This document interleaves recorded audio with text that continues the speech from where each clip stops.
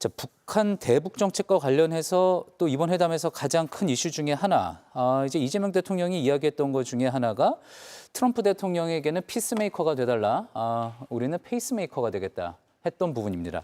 자, 그러다 보니까 이재명 대통령의 이 페이스메이커론, 문재인 전 대통령의 운전자론과는 선긋기를 한 게 아닌가, 또 그런 이야기도 나오거든요. 자, 김준영 의원님, 이제 문재인 정부 때 국립외교원장 지내셨고 또 이제 대북 외교 정책에도 깊이 관여를 하셨으니까 어떻게 생각하십니까? 운전자론과는 선긋기를 한 거라고 해석을 하십니까? 저는요. 예. 이런 논쟁이 있을 때마다 드는 생각이 우리가 지금 북한하고 매우 애매하잖아요. 민족과 국가라는 지점. 예. 그다음에 당사자와 중재자냐. 근데 우리는 자꾸 어떤 유혹에 빠지냐면 하나로 빨리 결론 내리고 싶어 해요. 사실은 우리는 중재자이자 당사자일 수밖에 없어요. 왜 당사자냐? 당연히 당사자인데 그럼 왜 중재자냐? 북미가 화해하지 않고는 한반도 평화체제는 불가능하기 때문에 이 두 가지 정체성은 하나를 취사 선택할 수 없다고 생각하고요. 그거는 민족이나 국가도 마찬가지고요. 그러니까 이게 통일이 되든지 하는 그런 모순 상태가 벗어날 때까지는 귀찮아도 곤란하고 어려워도 사실 이 두 가지가 다 살아있기 때문에 선긋기라고는 생각하지 않고요. 다만 저는 이게 미국도 좋아하고 우리도 좋아하는 아주 멋진 운율의 말이라고 생각을 하는데요. 왜냐하면 계속 나왔던 말이 두 가지 때문에 이 말을 썼다고 생각합니다. 하나는 패싱이 있습니다. 패싱. 그리고 예를 들어서 지금 이제 우리가 당사자인데 왜 실제로 주도를 트럼프하고 우리가 옆에서 보조를 하느냐. 그 문제 제기 진보 쪽에서도 얼마든지 나올 수 있고 실제로 나오고 있거든요. 그런데 지금 상황에서는 특히 윤석열 정부에서 그냥 거의 전쟁 상태로 갔던 거를 지금 그런 관계에서 모든 남북의 채널이 다 깨져 있고 그런데 세계에서 가장 강하고 우리에게 마음에 들지 않고 룰 브레이킹을 하지만 트럼프 대통령이 아직도 북한에 대한 과거에 잘못된 것은 볼튼을 비롯한 네오콘이니까 마음이 있으니 일단 물꼬를 트는 것을 피스메이커 거기에다가 아까 제가 말씀드린 것처럼 트럼프가 갖고 있는 평화 강박증을 역이용했다면 그런 점에서 저는 이게 굉장히 중요하고요. 그 화답처럼 트럼프가 뭐라고 얘기했냐면 김정은 만날 때 한국하고 도와달라고 얘기를 했어요. 그러니까 이거는 굉장히 실용적인 접근이다. 우리가 주도권을 넘긴 거하고는 조금 다르다. 저는 그렇게 보고 싶어요. 어떻습니까? 민주당 입장에서도 동의하실 수 있는 내용입니까?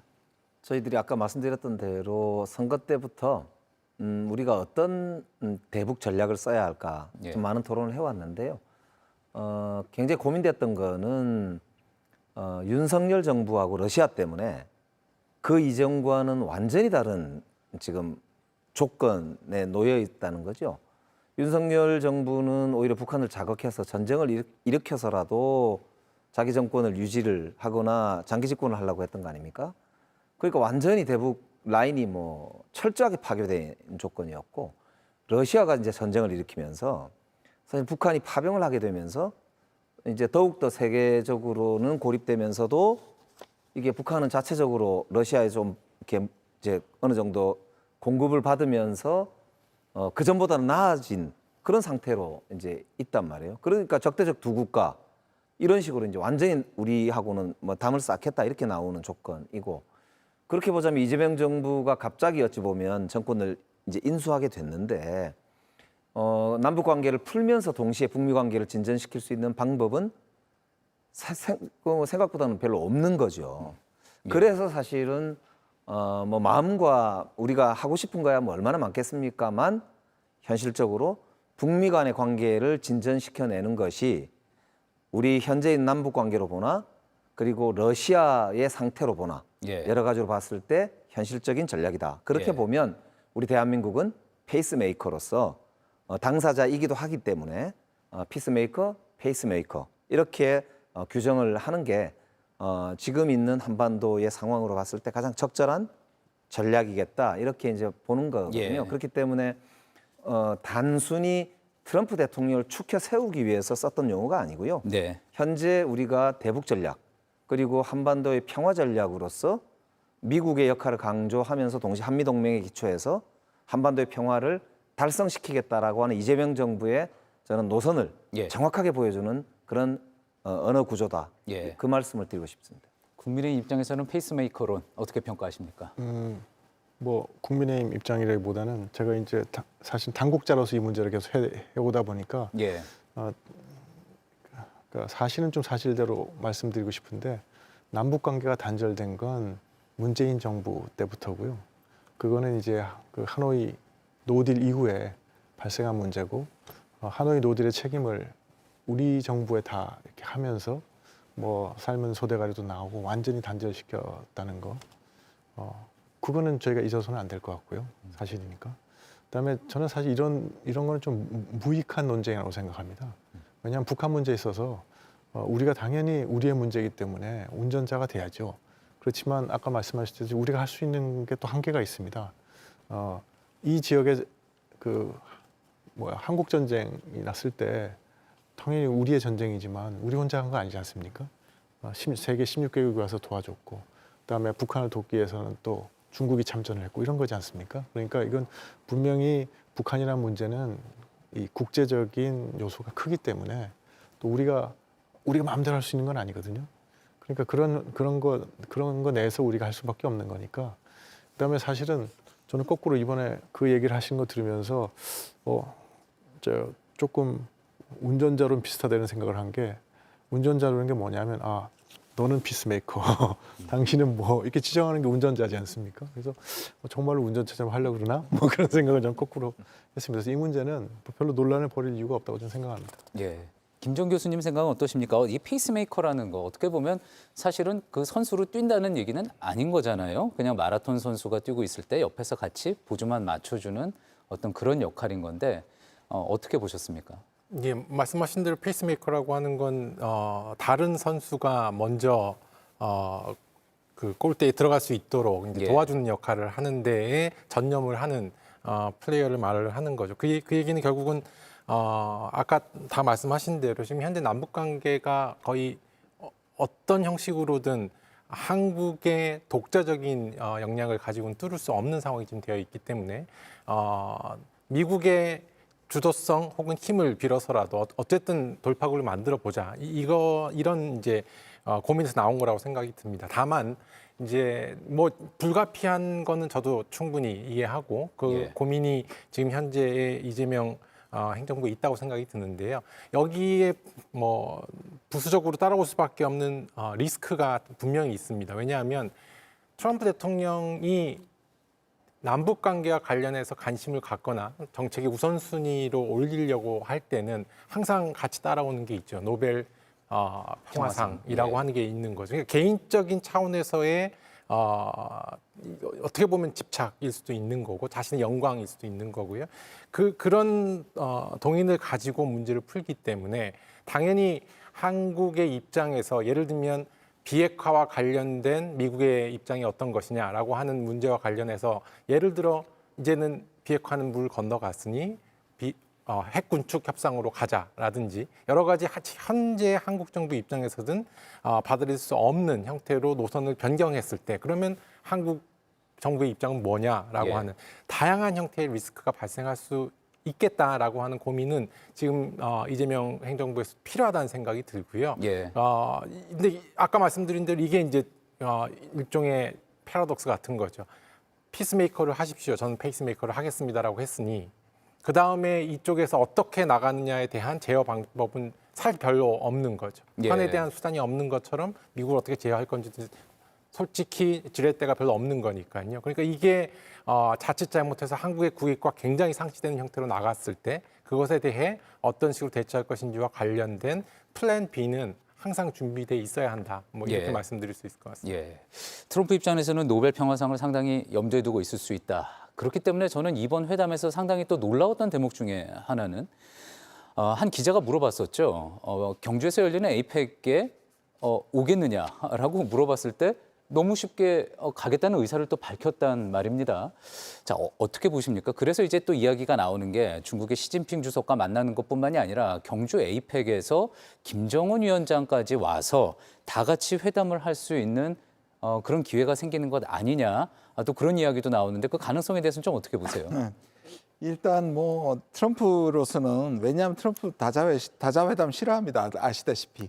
자기가 주인공이 되지 않는 다자회담에서 일부가 되는 걸 누구보다 싫어하고 G7이나 나토에서도 사실상 거의 관심 밖에 있었고 그래서 오히려 이런 인센티브가 트럼프가 오게 만드는 데서는 굉장히 중요한 역할을 했다고 생각하고요. 뭐 또 마지막에 가서 마음 얼마든지 변할 수 있는데 트럼프 시대의 뉴 노멀이니까요. 그러니까 예. 시진핑하고 그다음에 트럼프가 같이 온다는 거는 이 G20이 우리한테 외교 무대가 되는 건 너무 중요하고요. 그러면서 나온 얘기가 이제 자기를 n분의 1이 아니라 실제로 이 전체 외교 무대의 주인공을 삼는 거는 시진핑과 만나는 거.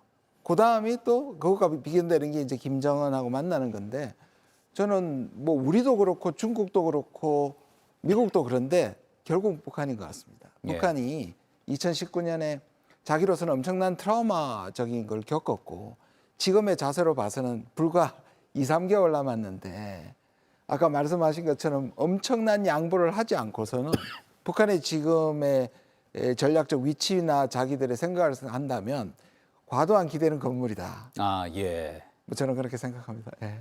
지금 APEC이 저희들 입장에서도 굉장히 중요한 전환점으로 보고 있고요. 이재명 정부 첫 요 단계에서 가장 중요한 계기 하나를 꼽으라고 한다면 APEC이거든요. 왜냐하면 미국 정상과 중국 정상 그리고 일본을 비롯해서 이제 많은 이제 국가들이 오는데요. 이 한반도의 평화를 보장할 뿐만 아니라 미중 전략 경쟁의 이제 격화 속에서 대한민국의 운명을 가늠해 볼 수 있는 아주 중요한 이제 무대가 될 텐데 트럼프 대통령 입장에서는 금방 말씀하신 대로 원 오브 댐 되는 걸 너무 싫어하잖아요. 예. 그러니까 이제 가능성을 보자면 와서 시진핑 주석하고 뭔가를 하거나 아니면 아까 얘기했던 대로 김정은하고 뭘 하거나 아니면 러시아하고 뭘 하거나 뭐 이런 걸 기대를 해볼 수가 있는 거잖아요. 그 중에 가장 그래도 가능성이 높아 보이는 게 김정은 위원장하고의 어떤 대화, 만남 이런 게 아닐까 싶습니다. 예. 저는 뭐 외교, 정치는 가능성의 예술이라고 생각합니다. 저는 가능성이 있다고 생각해요. 예. 이유는 9월 20일 정도부터 유엔 총회가 열리거든요. 그러면 트럼프 대통령은 시진핑 주석하고는 그 계기에 뭔가를 할 수도 있는 계기는 있거든요. 그렇기 때문에 뭐 그걸 바탕으로 보자면 중국, 러시아 이런 관계에서 중국하고 어느 정도 만약에 회담이 된다면 이제는 한반도에서 북중러 관계해서 한번 뭔가를 이루어 볼 수 있지 않을까라고 저는 충분히 한번 트럼프 대통령이 생각할 만하다. 뭐 그런 점에서 저는 APEC을 우리가 가능성을 좀 열어놓고 준비를 하되 그러나 아까 얘기했던 대로 뭐 지나친 기대는 금물이죠. 그러나 예. 저희들 입장에서는 정말로 예. 이 가장 중요한 우리 이재명 정부의 그런 첫 번째 길목이라고 생각하고 단단하게 준비를 할 필요가 있겠다 이런 생각을 하고 있습니다. 예. 우리 김영배 의원님께서 지나친 기대는 금물이라 그러면서 기대치를 확 높이셔가지고 저는 뭐 이 정상회담에서 그 남북미 남북미가 만나는 정상회담 뭐 이렇게 APEC 이런 얘기 나오는 것 자체가 나쁜 건 아니라고 생각합니다. 예. 왜냐하면 그거 자체가 다 북한의 압력이 되는 거거든요. 그러니까 뭐 김여정도 이미 밝히고 있지만 뭔가 국제사회에 한국하고 미국은 대화를 통해서 북한의 핵보유 문제를 해결하려고 한다. 평화적인 방법으로 그런 신호를 막 보내는 건데 그거를 거부하고 거절하고 있는 것, 대화를 거부하고 있는 건 북한이다. 이런 분명한 인식을 만들어낼 수 있으니까 압력이 되는 거거든요. 그런 차원에서 그런 얘기를 하는 거는 괜찮다고 보고 다만 우리가 이제 그런 얘기를 하다 보니까 그게 정말로 될 것처럼 너무 기대치를 높이는 거는 뭐 금물이 아닐까 이런 생각이 듭니다. 왜냐하면 지금 북한 입장에서는 전제 조건을 많이 걸었거든요. 일단 적대적 두 국가 인정해라. 뭐 통일 포기해라. 그다음에 우리 핵보유국 인정해라. 뭐 이런 전제 하에서 얘기를 하지. 그거 안 되면 얘기하는 거 의미 없다. 뭐 이렇게 얘기하고 있으니까 그 입장이 북한이 바뀌려 그러면 뭔가 동인이 있어야 됩니다. 그 동인이란 건 이제까지 보면 북한이 사정이 너무 급해서 그런 걸 다 포기하고 뭔가 입장을 바꾸고 나와야 될 때거든요. 그것이 지금부터 한 11월 말 사이에 한 두세 달 사이에 그런 일이 있을까? 얘도 생각해 보면 조금은 좀 힘든 거 아닌가. 예. 그래서 정상적으로 생각하면 기대치가 높진 않지만 예. 그렇다고 해서 뭐 완전히 배제할 일은 아닌 거죠. 예. 네. 근데 그런 이번에 이야기 김정은 위원장이 중국을 가는 게 왜일까? 가만히 생각해 보면 그런 거 아닙니까? 혹시라도 트럼프 대통령이 대화 제의를 해올 경우에 북한 입장에서는 러시아뿐만 아니라 중국과는 그럼 어떻게 해야 되느냐라고 하는 대화를 지도자 간에 저는 진솔하게 해둘 필요가 있다고 저는 느꼈을 사실은 것이라고 어찌 보면 중국과 의견 조율이 필요하기도 생각합니다. 하니까. 그러니까 예. 한미 정상회담이 이루어지는 과정을 보면서 북한 입장에서는 뭐 지금이야 아직은 뭐 적대적인 관계로 남아 있고 하니까 미국도 특별히 제한도 없고 예. 그런 상태에서 러시아하고 관계만 조금 잘 풀면은 뭐 이렇게 그런 대로 뭐 쏘쏘 이런 상태인데 만약에 이게 러시아 우크라이나 전쟁이 일정하게 소강 상태 혹은 더 이상의 어떤 진전이 이루어지고 자신들이 파병해 놓은 효과가 좀 줄어들고 미국이 이제 중국과 러시아와 어떤 일정한 진전을 이루면서 본인들한테 대화 제의를 해올 경우에 예. 본인들은 그럼 어디로 가야 하느냐라고 하는 문제가 매우 중요할 수밖에 없는 예. 단계로 되고 그게 에이펙이라고 하는 계기에 미국, 중국, 일본 등의 유수한 정상들이 모여서 그런 이제 논의를 하게 되는 장이 펼쳐지기 때문에 예. 저는 북한 입장에서는 당연히 이거는 매우 중요한 국면에 왔구나. 그래서 제가 볼 때는 직접 김정은 위원장이 잘 안 움직이는 사람 아닙니까? 이렇게 어찌 보면 좀 갑작스럽게 전승절에 참여하겠다. 이거는 상당히 중요한 국면에 지금 돌입해 있다. 예. 그리고 우리 이재명 대통령이 한미 정상회담을 하는 과정이 매우 중요한 한 수를 뒀고 상당히 진전이 있을 가능성이 있다라고 하는 점을 이제 보여준다고 예. 저는 보기 때문에 저희들이 이제 한편으로는 뭐 무리한 기대를 뭐 하자는 건 아니지만 그러나 외교적으로 볼 때 굉장히 중요한 길목에 들어서고 있다는 점 예. 이걸 분명하게 인식할 필요가 있다는 점이죠. 근데 그게 지금 말씀하신 게 이제까지 그렇게 되면 좋은 거지만 이제까지 북한의 행태와는 정반대입니다. 북한은 미국과의 협상에 나오기 전에 어마어마한 긴장을 조성합니다. 그래서 벼랑 끝 외교라고 우리가 이름 붙일 정도로 왜냐하면 그것이 자기들의 레버리지이기 때문에 그러니까 지금 그렇게 순순히 이렇게 대화의 채널에 나온다고 생각하시는 게 저는 거의 비현실적이라고 생각하고 네. 차라리 지금 이제 중국을 방문하고 이런 것도 이제 자기의 그 뒷배가 되어줄 중국하고 러시아를 다독여서 그 다음에 이제 북한이 하려고 하는 도발, 뭐 핵실험도 있을 수 있고 ICBM 발사도 있을 수 있고 여러 가지 거에 대비하기 위한 조치일 수도 있으니까 항상 그런 가능성도 우리 염두에 두면서 어떻게 대응해 나갈지 사전 준비를 좀 해야 된다고 생각합니다. 맞습니다. 아까 트럼프 대통령도 거래 기술 하듯이 북한도 굉장히 능하잖아요. 그러니까 당연한 말씀이라고 보고요.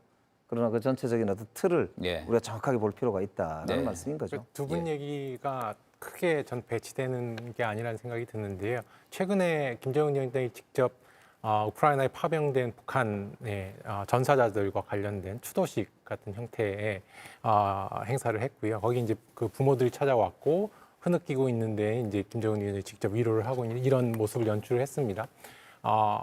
저는 우크라이나 파병과 관련해서 굉장히 중요한 전환점이라고 생각이 드는데요.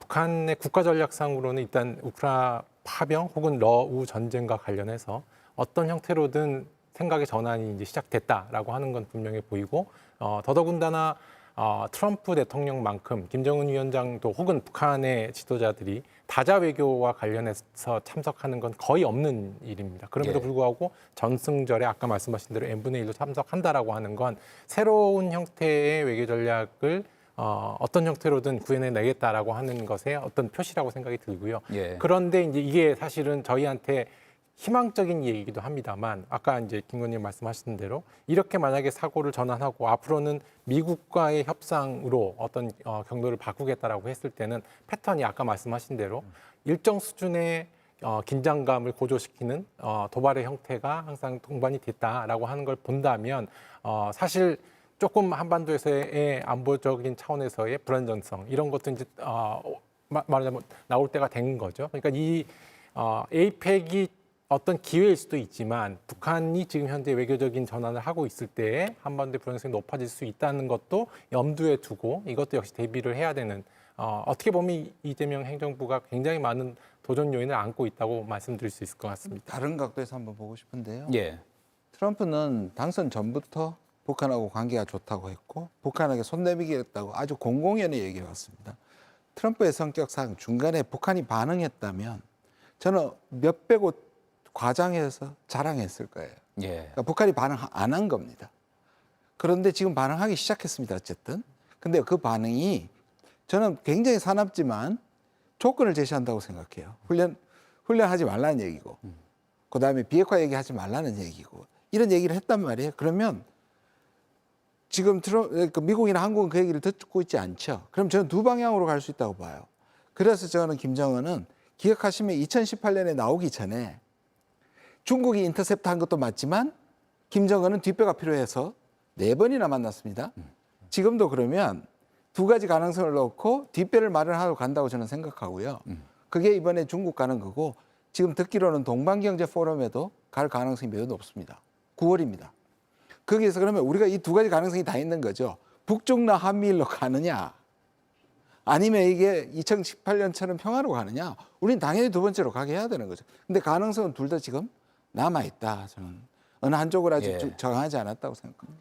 지금 시간이 얼마 남지 않아서요. 제가 참 같이 이야기 나눠보고 싶은 주제들이 또 많이 있습니다. 그중 하나가 이 부분입니다. 그 트럼프 대통령이 주한미군 감축 문제는 지금 말하고 싶지 않다 이렇게 얘기하면서 돌연 주한미군 기지 소유권 문제를 언급했습니다. 단순한 실수라고 보시나요? 아니면 또 하나의 어떤 압박 수단이라고 보시나요? 뭐 압박 수단이라고 저는 보입니다. 왜냐하면 이제 말하고 싶지 않다는 게 무슨 뜻일까 생각해 보면 말할 수도 있다는 의미를 내포한 거지 않습니까? 그러니까 내가 이런 카드가 있지만 지금은 얘기 안 하는 거다 하면서 그 다음에 이제 소유권 이렇게 얘기했으니까 예. 압박 수단이라고 보여지는데 근데 이제 트럼프 대통령의 요구를 하는 거는 좀 말은 안 되는 거죠. 말은 안 되고 이미 이제 우리의 소파 협정도 있고 그 소파 협정이 근거로 하는 한미 상호 방위 조약도 있는 것이고 그래서 한미 동맹 관계에 사실은 근간을 흔드는 얘기거든요. 그것들이. 그래서 다만 이제 앞으로 이제 미국은 이제 대통령이 얘기했으니까 이제 후속 이제 협상을 하려고 막 달려들 거지 않습니까? 예. 그거를 이제 우리 정부가 잘 방어를 해야겠죠. 예. 어떻게 보십니까? 네, 저는 오히려 여기에다가 땅을 갖고 싶다라는 말은 한국을 영원히 지키겠다라고는 안보에 대한 공약이다. 예. 저는 그런 생각도 들었고요. 또 한편으로는 본인이 그렇다고 실제로 줄 수는 없지 않습니까? 그러니까요. 1기 대통령 때 그 와서 헬기로 그 평택 미군 기지 위를 한번 돌아본 적이 있어요. 예. 그래서 그때 굉장히 아주 감명을 받았다고 본인이 얘기했다고 하거든요. 예. 그러니까 그 좋은 기억에 대해서 한국에 대해서 이야기를 한 거라고 볼 수 있고요. 예. 다만 이제 아까 말씀하신 대로 안보 관련돼서 이제 본인이 하고 싶은 말이 있다라는 요구할 게 있다 이런 이제 뜻으로도 들립니다. 그렇기 때문에 이 문제는 이 향후에도 여전히 뭐 남아 있는 숙제일 수 있다고 보고요.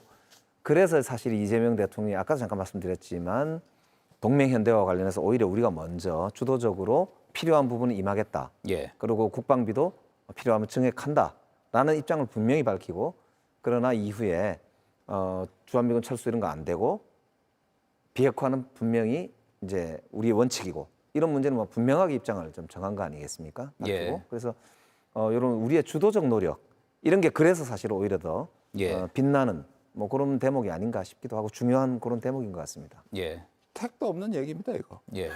말도 안 되는 거고요. 이건 오히려 비판해야 되고요. 예. 저는 이거 우리가 지금 얘기 안 했으면 좋겠습니다, 얘기는. 그냥 해프닝으로 끝내고 자꾸 우리가 어젠다로 만들어주는 걸 방송이나 정부에서 안 했으면 좋겠고요. 예. 저는 의도도 있지만 이 가짜 인식인데 실제로 우리는 지금 무상으로 제공하고 있습니다. 이분이 부동산 업자잖아요. 예. 일본하고 독일은 사용료를 받고 있습니다.